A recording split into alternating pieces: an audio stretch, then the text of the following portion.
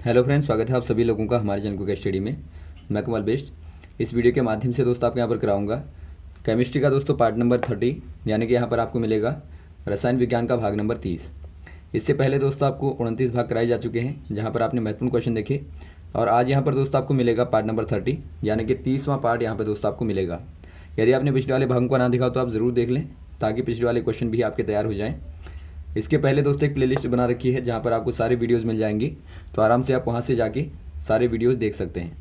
तो शुरू करते हैं। देखिए आज के टॉपिक को, कॉपी और पेन निकालेंगे ताकि जो क्वेश्चन यहाँ पे मिलेंगे सारे क्वेश्चनों को आप लगातार नोट करते रहेंगे। तो देखिए पहला क्वेश्चन क्या दिखता है दोस्तों आपको, नाइट्रोजन फिक्सेशन एक प्रक्रिया है, यानी कि आपको बताना है nitrogen fixation is a process of. यदि आप बात करें दोस्तों नाइट्रोजन के फिक्सेशन की, ये क्या होता है दोस्तों, इसको आप एक एग्जाम्पल के माध्यम से यहाँ पर समझ सकते हैं। यदि आप एक प्लांट को देखते हैं दोस्तों, यानी पौधे को देखते हैं, तो ये दोस्तों डायरेक्ट में जो नेचर में नाइट्रोजन होती है, यानी फ्री नाइट्रोजन जो होती है दोस्तों नेचर में, इसको नहीं ले पाते हैं, यानी इसको दोस्तों नाइट्रेट के फॉर्म में, नाइट्रेट्स के फॉर्म में दोस्तों ले पाते हैं। तो यहाँ पर देखिए पौधे क्या करते हैं दोस्तों, जो ऑर्गेनिक कंपाउंड के साथ में नाइट्रोजन जुड़ी रहती है, रूट के द्वारा दोस्तों, जड़ों के द्वारा उसका क्या हो जाता है, एक प्रकार से प्रोटीन में कन्वर्जन हो जाता है, या फिर आप कहें दोस्तों प्रोटीन के रूप में, उसको प्रोटीन के रूप में स्टोर कर लेते हैं। ये आपने देखा होगा दोस्तों, जड़ों में छोटे छोटे जो गांठें होती हैं, वहाँ पर एक राइजोबियम नाम का बैक्टीरिया होता है, जो कि क्या कार्य करता है दोस्तों, एक प्रकार से नाइट्रोजन को स्टोर करने का काम करता है, या फिर आप कहें दोस्तों नाइट्रोजन के फिक्सेशन में मदद करता है राइजोबियम। तो ये क्वेश्चन भी बार बार आता है। तो यहाँ पर आप कह देंगे दोस्तों, जो ऑर्गेनिक नाइट्रोजन होती है उसका कन्वर्जन होता है प्रोटीन में, और यही आपका क्या कहलाता है, नाइट्रोजन का फिक्सेशन कहलाता है। तो ऑप्शन नंबर दोस्तों आप टिक कर देंगे ए वाले में। अगला क्वेश्चन देखिए दोस्तों, कैल्शियम हाइड्रोक्साइड को मिलाकर कठोर जल को मृदु बनाने में, यानी कि बदलने में जो प्रक्रिया होती है उसको आप क्या कहेंगे। यानी कि आपको पूछा गया है the conversion of hard water into soft water by adding calcium hydroxide is called. यहाँ पे देखिए दोस्तों, यदि आप बात करें हार्डनेस की, हार्डनेस ऑफ वाटर, तो ये दोस्तों आपकी मेनली दो प्रकार की होती हैं। पहली होती है दोस्तों आपकी टेम्परेरी, एक टेम्परेरी होती है, दूसरी आपकी होती है दोस्तों परमानेंट। यदि आपको टेम्परेरी वाली को बदलना है तो इसका सिंपल तरीका होता है, यदि आप बॉयल कर दें बॉयलिंग के द्वारा, या फिर दोस्तों आपकी सेकंड मेथड होती है क्लार्क मेथड। और वैसे यहाँ पर जो परमानेंट वाली होती है दोस्तों, वहाँ पर भी अलग अलग प्रकार की मेथडें होती हैं। यहाँ पर आप यहाँ पर सोडा को मिला सकते हैं, या फिर दोस्तों अन्य मेथडें होती हैं। अब यहाँ पे देखिए दोस्तों, बात करते हैं यहाँ पर जो क्लार्क वाली मेथड है वो कैसे हार्डनेस को दूर करती है। हार्डनेस जो होती है दोस्तों, टेम्परेरी वाली जो हार्डनेस होती है, यह आपकी कैल्शियम और मैग्नीशियम के बाइकार्बोनेट्स के कारण होती है। यानी कि जो कैल्शियम बाइकार्बोनेट होता है या मैग्नीशियम बाइकार्बोनेट होता है दोस्तों वाटर में, उसके कारण टेम्परेरी वाली होती है। और यदि आप परमानेंट की बात करें दोस्तों, कैल्शियम और मैग्नीशियम के सल्फेट और दोस्तों क्लोरेट यहाँ पर जुड़े रहते हैं, इनके कारण यहाँ पर हार्डनेस होती है। तो यहाँ पे देखिए, यदि आपको इसको दूर करना है दोस्तों, तो आप क्लार्क मेथड के द्वारा कैसे करेंगे। जो क्लार्क मेथड होती है, वहाँ पर देखिए दोस्तों, आप कैल्शियम बाइकार्बोनेट को यदि आप ले लें, तो इसके साथ में आप क्या मिलाएंगे, यहाँ पर आप स्लैग्ड लाइम को मिलाते हैं, यानी कि जो बुझा हुआ चूना होता है CaOH का होल ट्वाइस, इसकी रिएक्शन करेंगे दोस्तों, तो यहाँ पर आपको मिलता है CaCO3 और प्लस H2O। यानी कि दोस्तों यहाँ पर आप हार्डनेस को दूर कर लेते हैं और वाटर को दोस्तों प्योर कर लेते हैं। तो ऑप्शन नंबर कौन सा हो जाएगा, यहाँ पे ए वाला हो जाएगा दोस्तों। यहाँ पर आप सिलेक्ट लाइम का इस्तेमाल करते हैं। अगला क्वेश्चन देखिए दोस्तों, परिवर्तन जिसमें नया पदार्थ नहीं बनता, यानी कि आपको बताना है a change in which no new substance is formed. यहाँ पे देखिए दोस्तों, यदि आप केमिस्ट्री में देखें, दो प्रकार के चेंज होते हैं। पहला चेंज होता है दोस्तों केमिकल चेंज, दूसरा होता है फिजिकल चेंज, यानी कि आप बोलते हैं रासायनिक परिवर्तन और भौतिक परिवर्तन।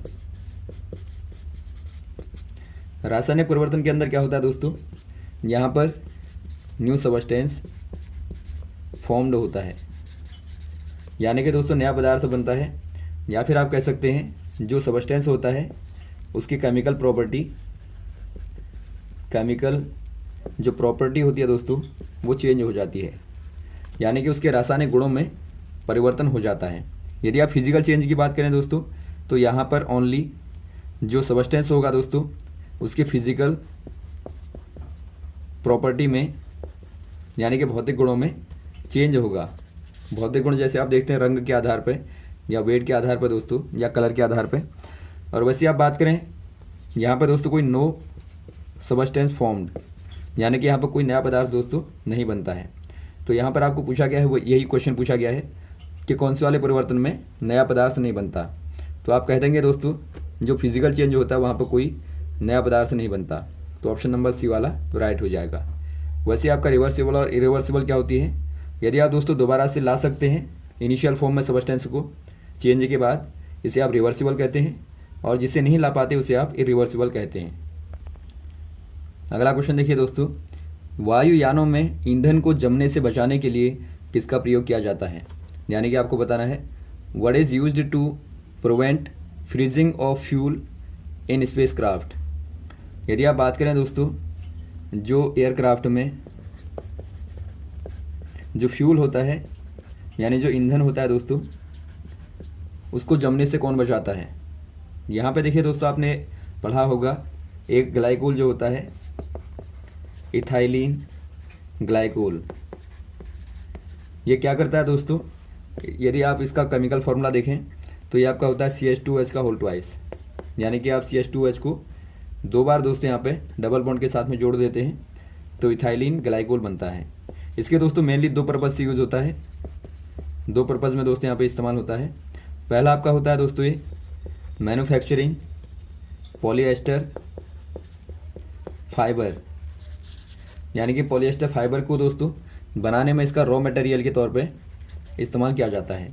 और सेकंड केस में दोस्तों ये आपका एंटी फ्रीजिंग एजेंट के तौर पे या फिर आप कहें दोस्तों एंटी फ्रीजिंग फॉर्मुलेशन के तौर पे इस्तेमाल किया जाता है, यानी कि इसको मिलाया जाता है दोस्तों फ्रीज होने से बचाने के लिए।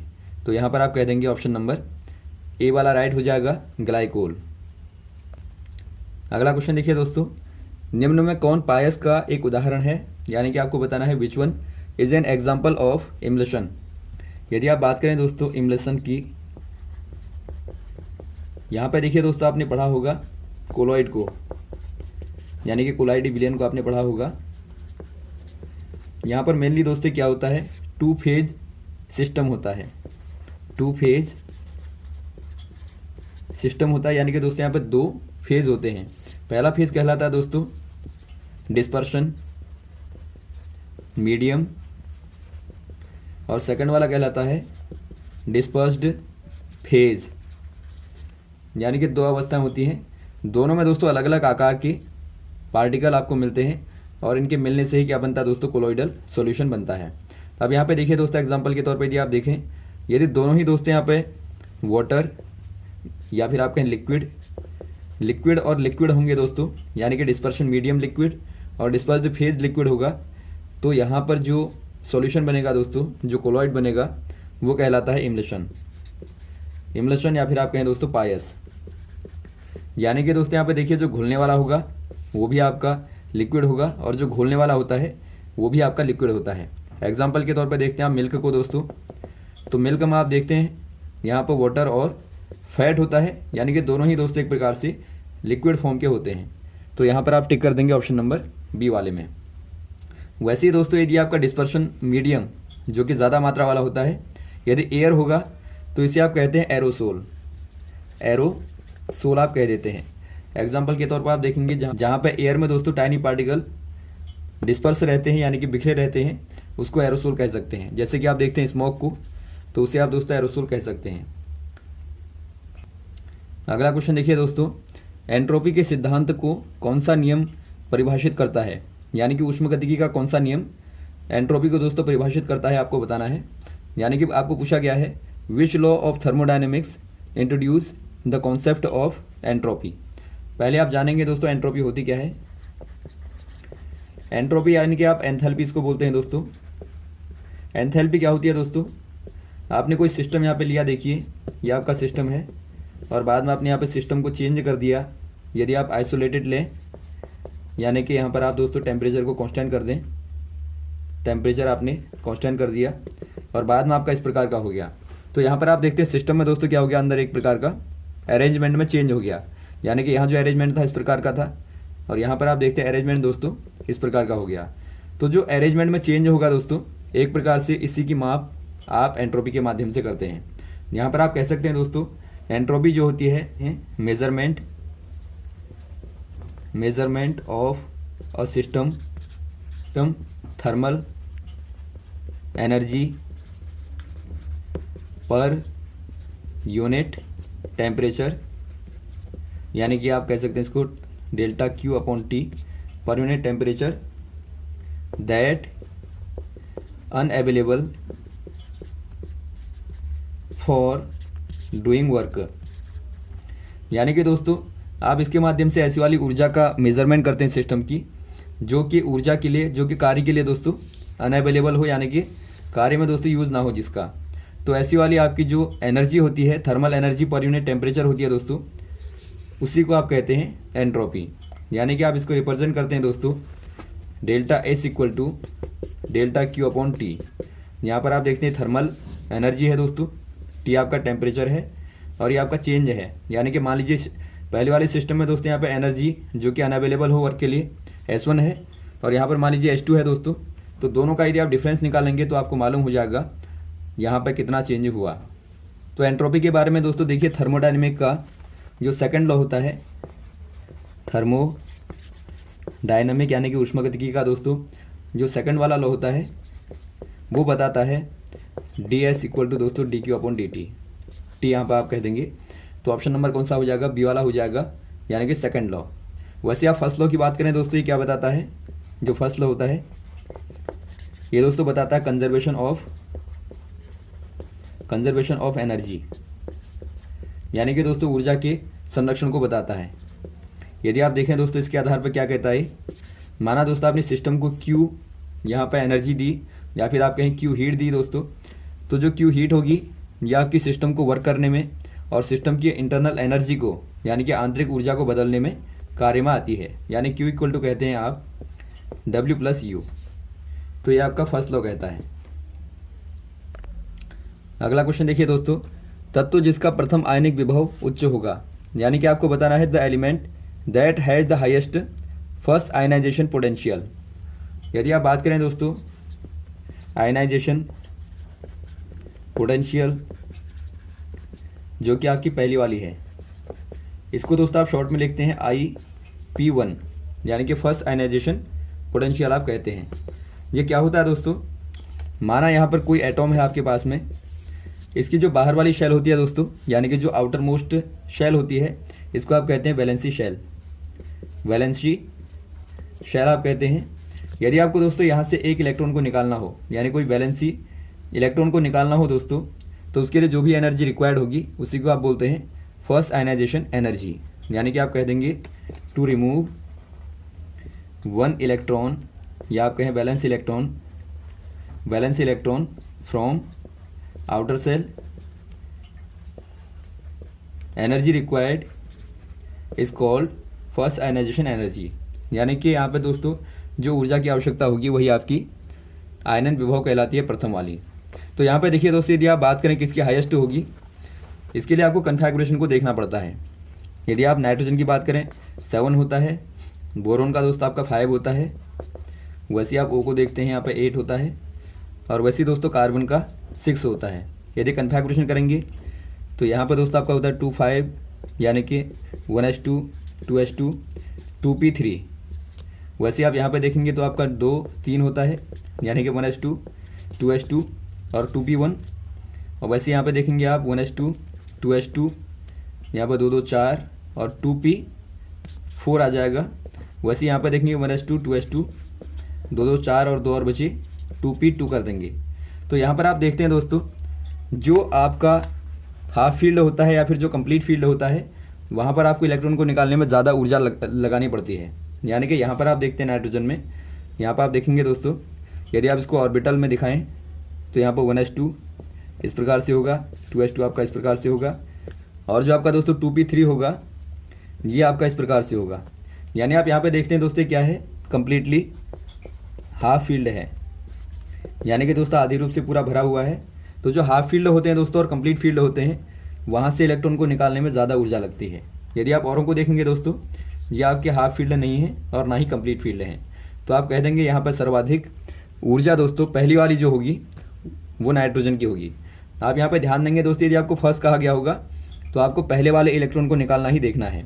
यदि आप सेकंड वाली देखें दोस्तों, तो यहाँ पर आप देखेंगे ओ की ज़्यादा होगी, क्योंकि ओ का यदि आप कन्फिगरेशन देखें तो यहाँ पे पी में दोस्तों आपके आते हैं 4, यानी कि यदि आप एक को निकाल देंगे दोस्तों इस वाले को, तो ये आपका हाफ फील्ड हो जाएगा। और ये हाफ फील्ड होगा तो आपकी जो सेकंड वाली होगी, सेकंड आयनाइजेशन एनर्जी जो होगी दोस्तों, यानी कि IP2 जो होगी वो यहाँ पे ज़्यादा हो जाएगी ओ की। यदि आपको फर्स्ट वाला पूछा गया है तो आप कह देंगे नाइट्रोजन की ज़्यादा होगी। अगला क्वेश्चन देखिए दोस्तों, सर्वाधिक शक्तिशाली अपचायक है, यानी कि आपको बताना है the most powerful reducing agent is. यदि आप बात करें दोस्तों रिड्यूसिंग एजेंट की, यानी कि दोस्तों जो आसानी से सबस्टेंस को ऑक्सीडाइज करता है दोस्तों, उसी को आप अच्छा रिड्यूसिंग एजेंट कहते हैं। यदि आप देखें दोस्तों यहाँ पर पोटेशियम को, पोटेशियम की यदि आप ऑक्सीडेशन स्टेट को देखें दोस्तों, तो ये आपका यहाँ पर होता है +1, यानी कि दोस्तों पोटेशियम जो होता है एक कैटायन को दोस्तों इजीली क्या कर देता है, रिड्यूस करता है, जिसके कारण आसानी से दोस्तों ऑक्सीडेशन हो जाता है। यानी कि आप कह देते हैं यहाँ पे जो पोटेशियम होगा दोस्तों सर्वाधिक क्या हो जाएगा, शक्तिशाली हो जाएगा अपचायक के रूप में, यानी कि सर्वाधिक दोस्तों रिड्यूसिंग एजेंट हो जाएगा पोटेशियम, क्योंकि दोस्तों पोटेशियम स्टेबल भी बहुत ज़्यादा होता है, इसीलिए आप यहाँ पे के में टिक करेंगे। अगला क्वेश्चन देखिए दोस्तों, निम्न एक मिश्रण है, यानी कि आपको बताना है which of the following is a mixture. यदि आप बात करें दोस्तों मिक्सचर की, यहाँ पर आप देखते हैं दोस्तों अलग अलग अनुपातों में अलग अलग प्रकार के सबस्टेंस मिले रहते हैं। तो यहाँ पे देखिए पहला वाला आपको दिया है डिस्टिल्ड वाटर। जो डिस्टिल्ड वाटर होता है दोस्तों, यानी कि अशुद्ध जल जो होता है, ये आपका एक प्रकार का कंपाउंड है, यानी कि यौगिक होता है। तो पहला वाला तो होगा नहीं। सेकंड वाला आप देखते हैं गैसोलीन। गैसोलीन क्या है दोस्तों, गैसोलीन एक प्रकार का एलिफेटिक जो हाइड्रोकार्बन होते हैं उनका दोस्तों क्या होता है, मिक्सचर होता है, यानी कि ये वाला आपका मिक्सचर होता है, यानी कि मिश्रण होता है। वैसे आप बात करें एलपीजी की, तो एलपीजी क्या होती है दोस्तों, एलपीजी जो होती है या आपकी ब्यूटेन, प्रोपेन और भी दोस्तों आपके हाइड्रोकार्बन जो होते हैं उनका मिक्सचर होती है। तो यहाँ पर आप देखते हैं दोस्तों दोनों ही क्या है, एक प्रकार से मिक्सचर हैं। तो ऑप्शन नंबर डी वाले में आप देखते हैं बी एंड सी बोथ कहा गया है, तो आप यहाँ पर कह देंगे B and C both, option number D वाले में टिक कर देंगे। अगला क्वेश्चन देखिए दोस्तों, तुल्यांकी भार तथा तत्व की संयोजकता का गुणनफल क्या होता है, यानी कि आपको बताना है the product of equivalent weight and valency of an element equal to. यदि आप बात करें दोस्तों इक्विवेलेंट वेट की, ये क्या होता है दोस्तों, यानी कि जो तुल्यांकी भार होता है, तुल्यांकी भार बराबर होता है दोस्तों एटॉमिक वेट अपॉन वैलेंसी, यानी कि आप उसके भार और संयोजकता का यदि आप दोस्तों अनुपात निकाल लें, यही कहलाता है इक्विवेलेंट वेट। यानी कि यदि आप दोस्तों इक्विवेलेंट वेट इंटू कर देंगे वैलेंसी, तो यहाँ पर क्या मिलेगा, इक्विवेलेंट वेट के स्थान पर आप ये रख देंगे इंटू दोस्तों वैलेंसी आप करेंगे, तो वैलेंसी और वैलेंसी कैंसिल आउट हो जाएंगे, तो यहाँ पर बचेगा केवल एटॉमिक वेट। यानी कि दोस्तों आप कह देंगे दोनों का गुणनफल क्या देता है आपको, एटॉमिक वेट, यानी कि परमाणु भार देता है। तो ऑप्शन नंबर यहाँ पर आप टिक कर देंगे बी वाले में एटॉमिक वेट। तो यहाँ तक दोस्तों आप क्वेश्चन को तैयार करें। उम्मीद है आपको क्वेश्चन अच्छे लगे होंगे दोस्तों, और भी इस प्रकार के क्वेश्चन लगातार आपको बताते रहेंगे, हमारे साथ भी बने रहेगा। और यदि आपको वीडियो पसंद आया हो तो आप जरूर लाइक करें, शेयर करें, ताकि अधिक से अधिक लोगों तक पहुँचे। Okay, thanks. जय हिंद, जय भारत।